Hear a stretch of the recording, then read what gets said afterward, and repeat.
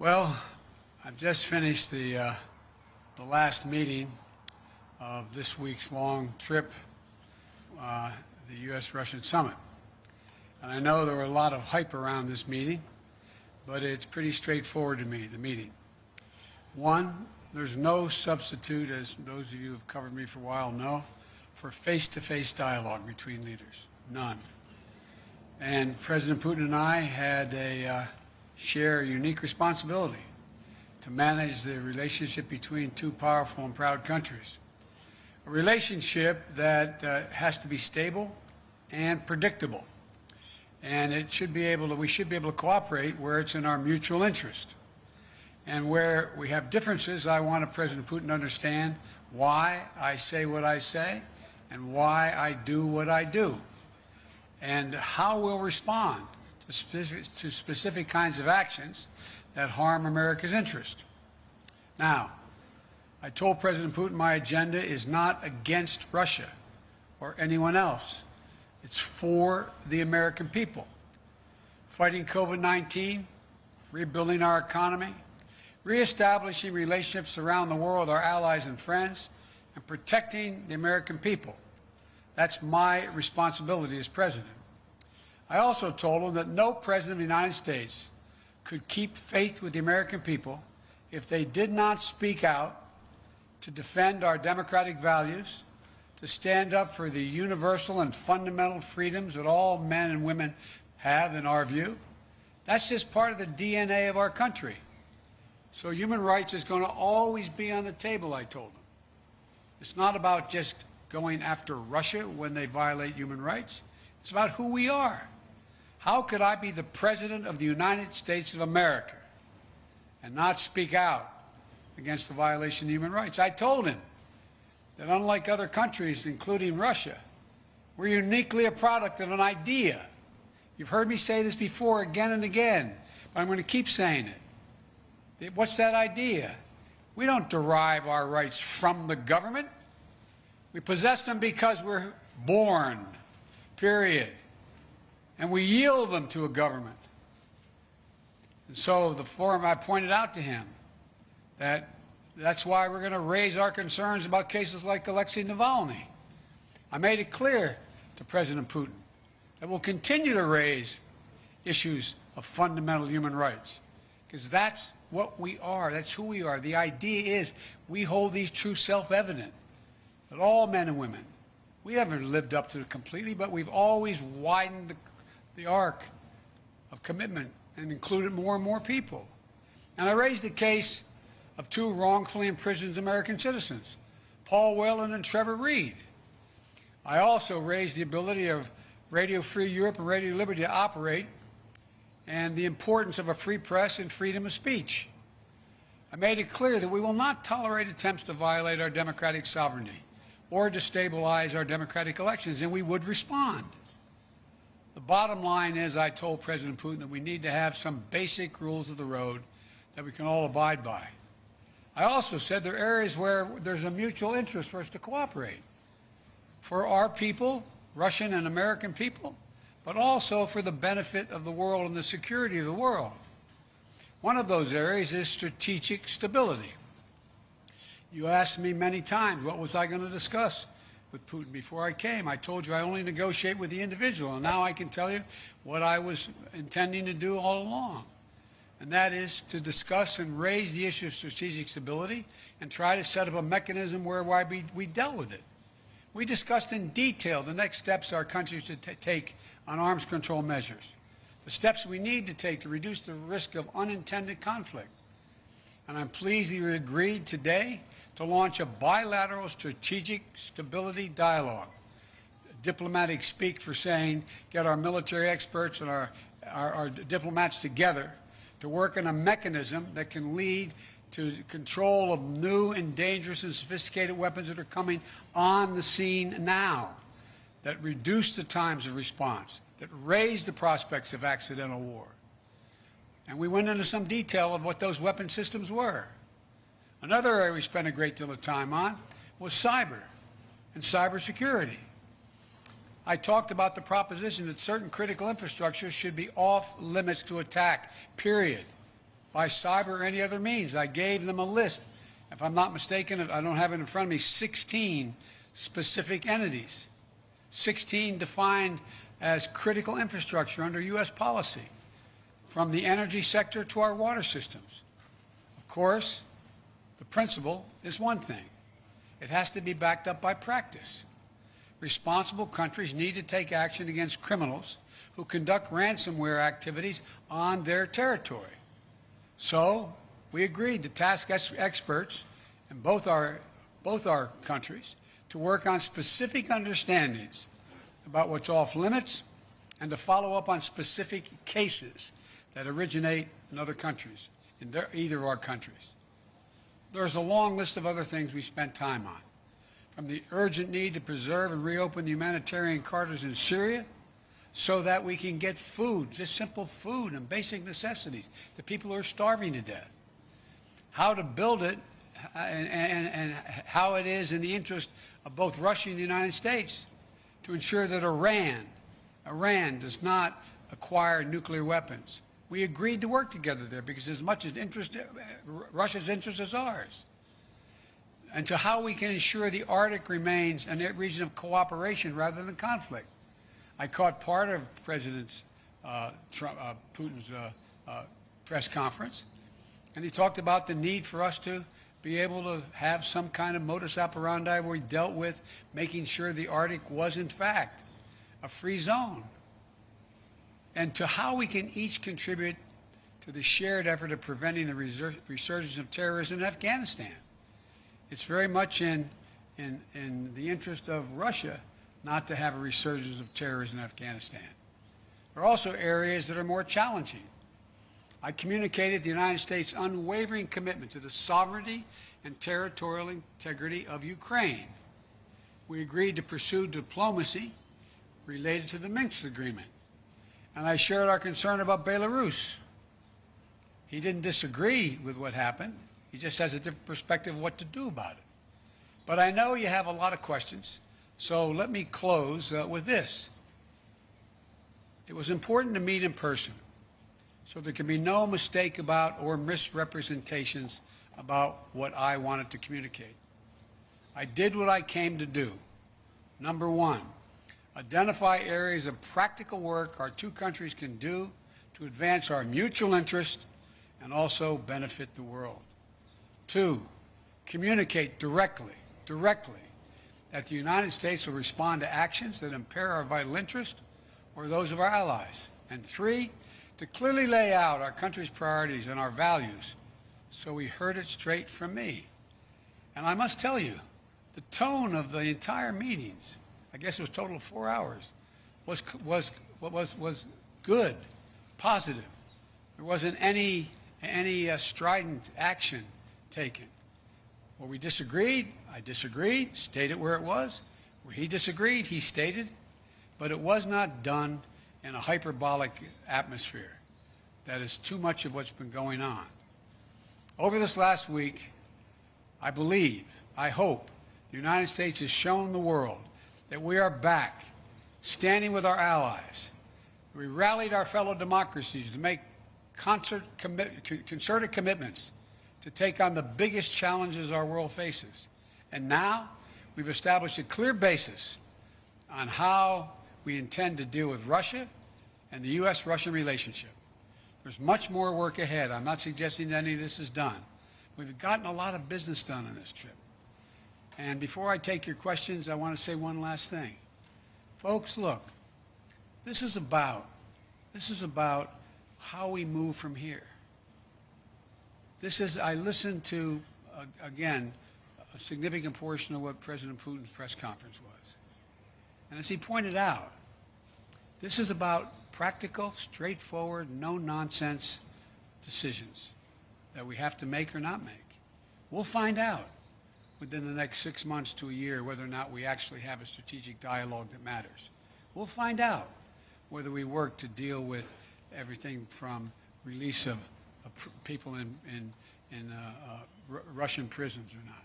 We'll find out whether we have a cybersecurity arrangement that begins to bring some order.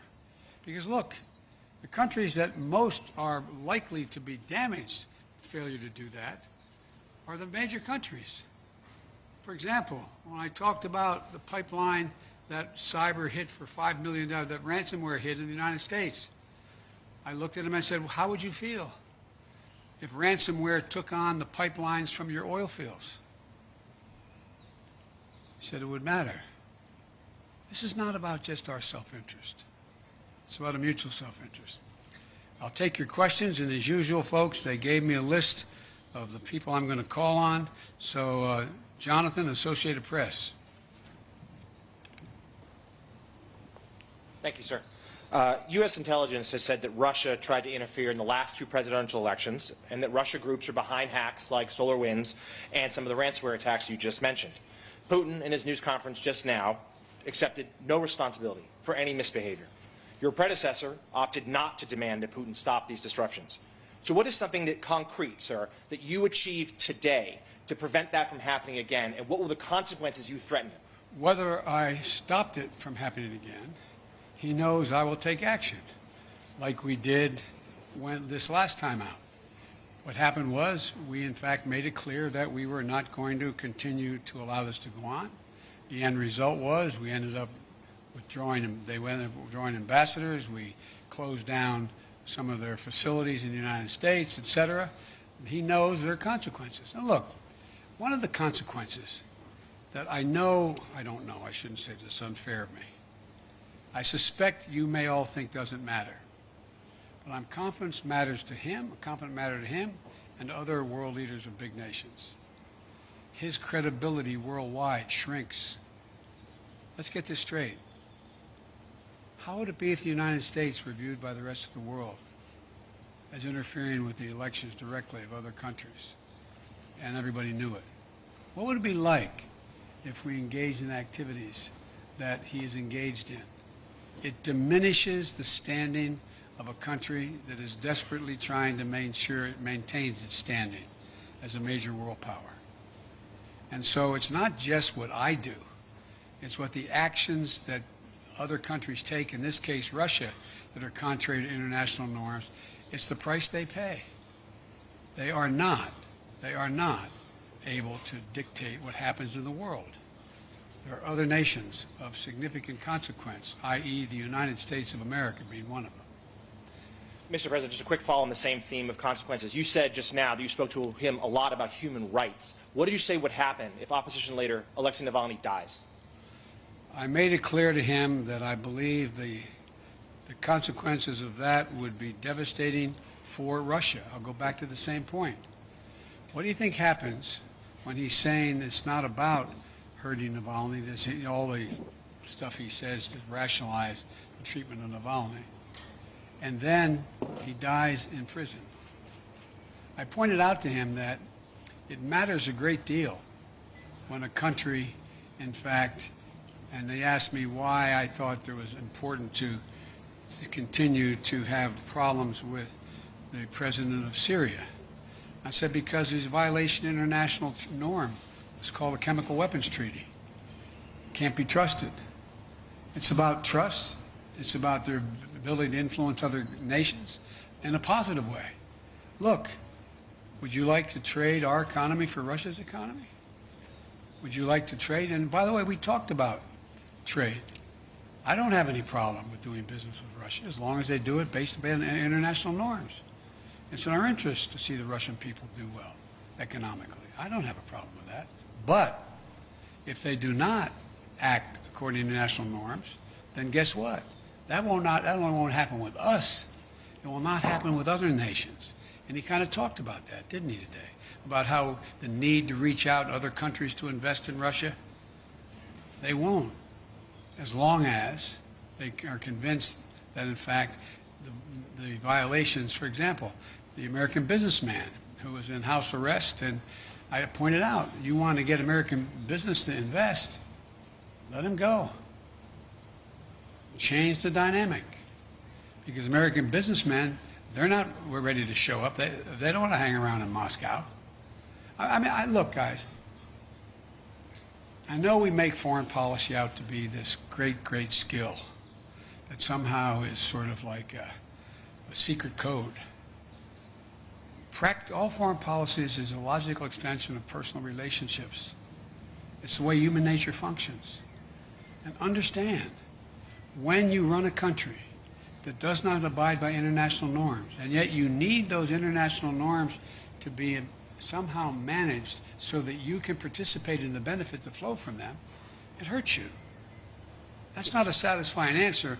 Biden said he'd invade Russia. It's not, By the way, that was a joke.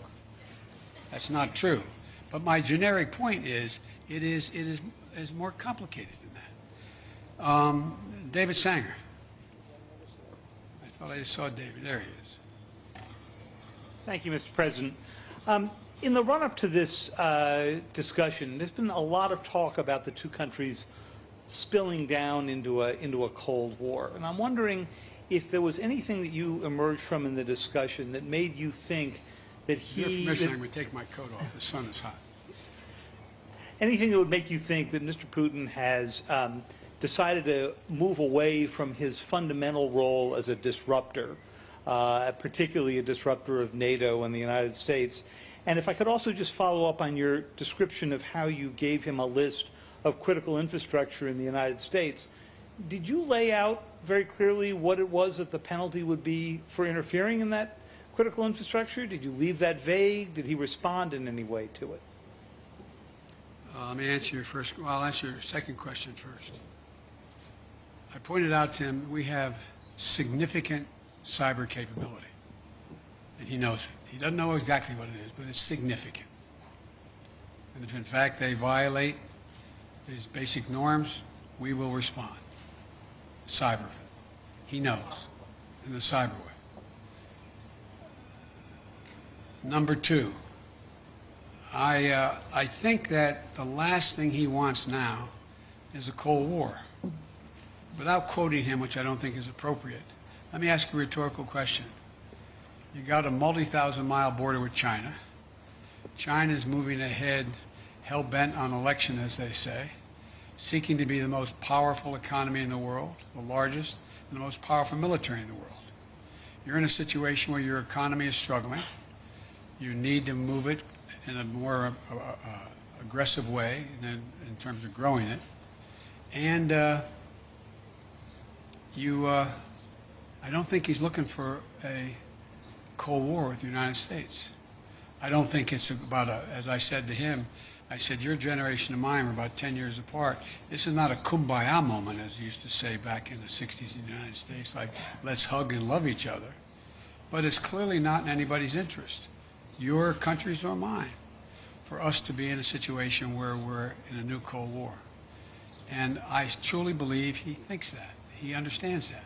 But that does not mean he's ready to, quote, figuratively speaking, lay down his arms and say, come on. He still, I believe, is concerned about being, quote, encircled. He still is concerned that we, in fact, are looking to take him down, etc. He still has those concerns. But I don't think they are the driving force as to the kind of relationship he's looking for with the United States. Jennifer Jacobs.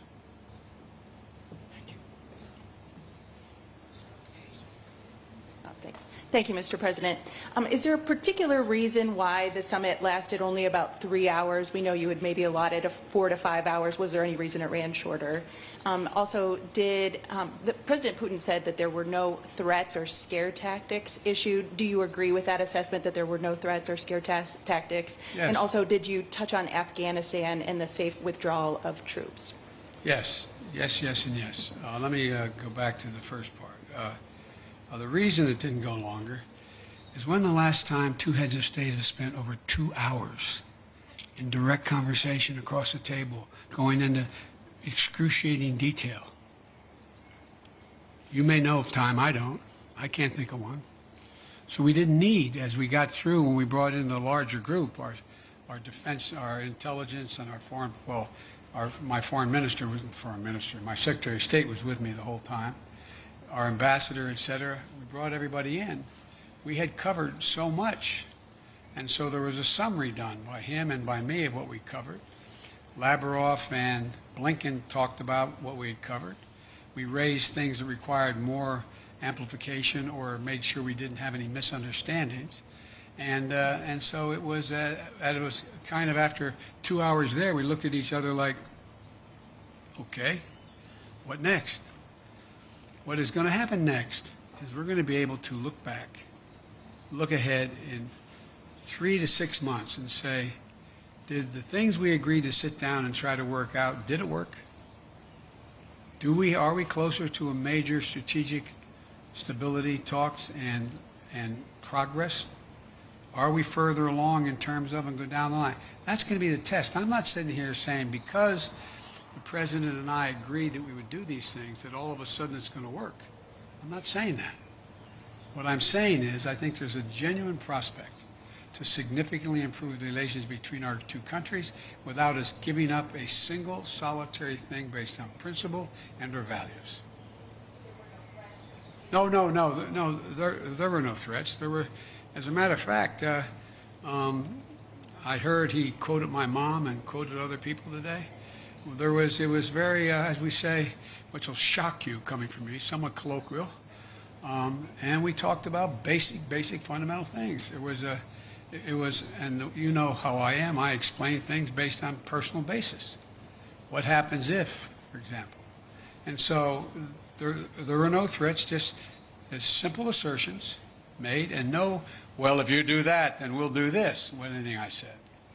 It was just letting him know where I stood, what I thought we could accomplish together, and what, in fact, if there were violations of American sovereignty, what we would do.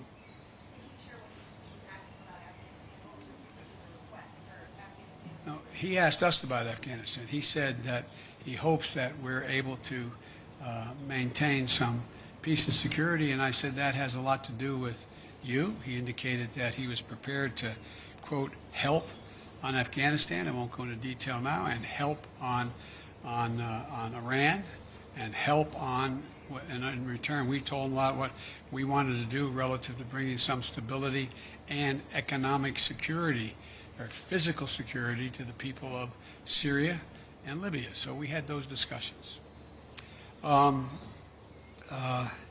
Yamiche. Thanks so much, Mr. President.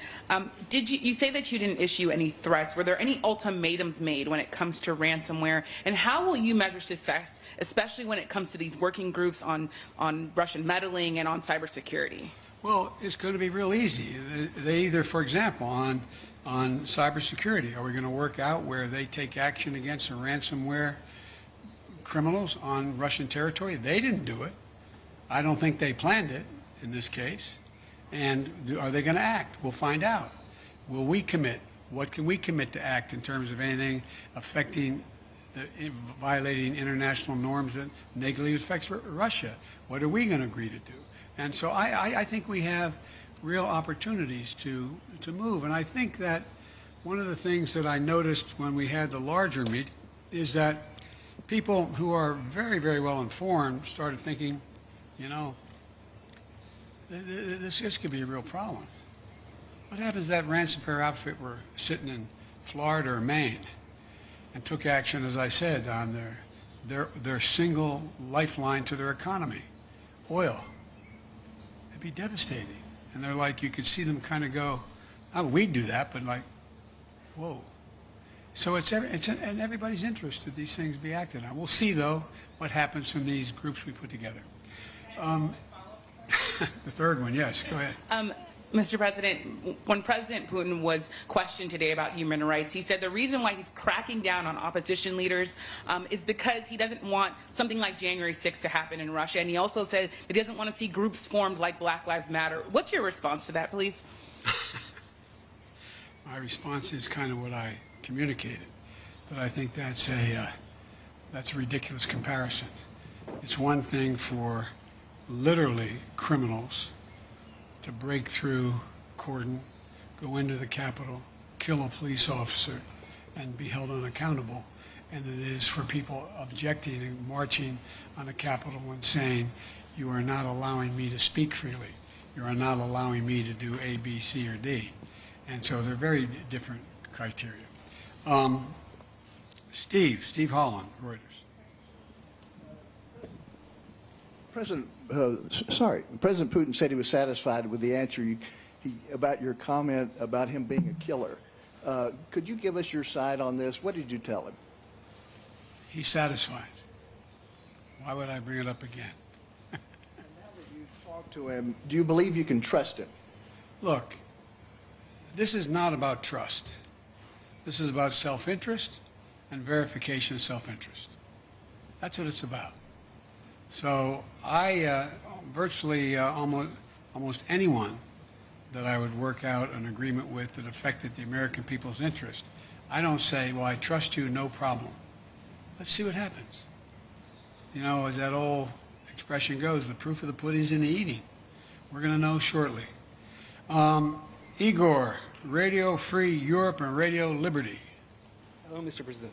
Hello, Mr. President. You want to go in the shade? You can't. Can you see? Thank you. Yeah. All right. Yeah. I think you know attacks in civil society and the free press continue inside Russia. Yes. For example, Radio Free Europe. Yes. Radio Liberty, Voice of America, Current Time TV channel where I work, branded foreign agents, and several other independent media. So we are essentially being forced out in Russia 30 years after President Yeltsin invited us in. My question is, after your talks with President Putin, how interested do you think he is in improving the media climate in Russia? I wouldn't put it that way, in terms of improving the climate. I would, in fact, put it in terms of how much interest does he have in burnishing Russia's reputation that is viewed as not being contrary to democratic principles and free speech. That's a judgment I cannot make. I don't know. But it's not because I think he's interested in changing the nature of a closed society or closed government's actions relative to what he thinks is the right of government to do what it does. It's a very different approach.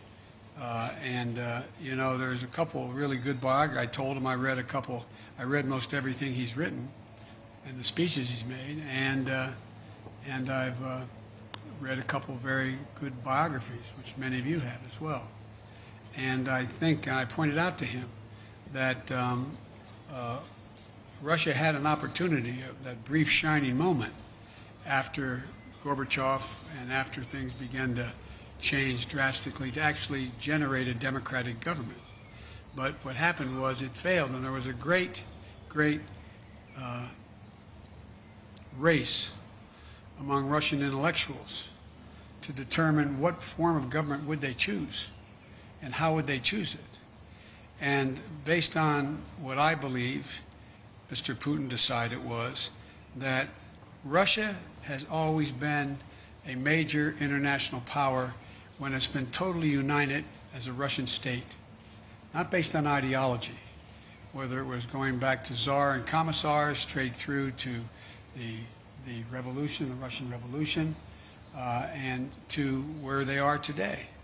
And I think that it's clear to me, and I've said it, that I think he decided that the way for Russia to be able to sustain itself as a great, quote, great power is to, in fact, unite the Russian people on just the strength of the government. The government controls, not necessarily ideologically, but the government.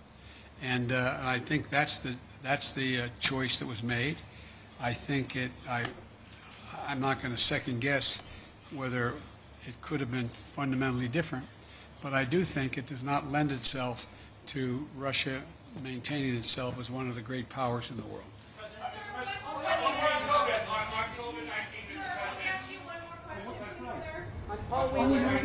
Thank you, sir. Did military response ever come up in this conversation today? Did you, in terms of the red lines that you laid down, is military response an option for a ransomware attack? And President Putin had called you in his press conference an experienced person. You famously told him he didn't have a soul. Do you now have a deeper understanding of him after this meeting? Thank you very much. Mr. But on the military response, sir? No, we didn't talk about military response. In the spirit, Mr. President, of you saying that there is no substitute for face-to-face dialogue, and also with what you said at NATO, that the biggest problems right now are Russia and China. You've spoken many times about how you have spent perhaps more time with President Xi than any other world leader. So is there going to become a time where you might call him, old friend to old friend, and ask him to open up China to the World Health Organization investigators who are trying to get to the bottom of COVID-19? Let's get something straight. We know each other well. We're not old friends. It's just pure business. So I guess my question would be, you've said that you were going to press China. You signed on to the G7 communique that said the G7 were calling on China to open up to let the investigators in. But China basically says they don't want to be interfered with anymore. So what happens now? The impact, the world's attitude toward China as it develops. China's trying very hard to project itself as a responsible and very, very forthcoming nation. That they are trying very hard to talk about how they're taking and helping the world in terms of COVID-19 and vaccines, and they're trying very hard. Look, certain things you don't have to explain to the people of the world. They see the results. Is China really actually trying to get to the bottom of this? One thing we did discuss, as I told you, in the EU and at the G7 and with NATO, what we should be doing, and what I'm going to make an effort to do, is rally the world to work on what is going to be the physical mechanism available to detect early on the next pandemic and have a mechanism by which we can respond to it and respond to it early. It's going to happen. It's going to happen, and we need to do that. Thank you. What did Putin say about Paul Whelan and Trevor Reed? What if you're not one of the 16? What did he say about Paul Whelan and Trevor Reed? I have hope. Say again, we can't hear you. I said the families of the detained Americans came up and we discussed it. We're going to follow through with that discussion. I am not going to walk away on that. Why are you so confident he'll change his behavior, Mr. President? Yeah, I'm not confident change behavior. What the hell? What do you do all the time? So when did I say I was confident? You said in the next 6 months you'll be able to determine. What I said was, let's get it straight. I said what will change their behavior is that the rest of the world reacts to them and it diminishes their standing in the world. I'm not confident of anything. I'm just stating the fact. But given his past behavior has not changed, and in that press conference after sitting down with you for several hours, he denied any involvement in cyber attacks, he downplayed human rights abuses, he even refused to say Alexei Navalny's name. So how does that account to a constructive meeting as President Putin framed? You don't understand that, you're in your own business. Is the summit with China next? Cool, we need to load. Cool, we need to load quickly. Let's go. Quickly, cool. Y'all get home safe.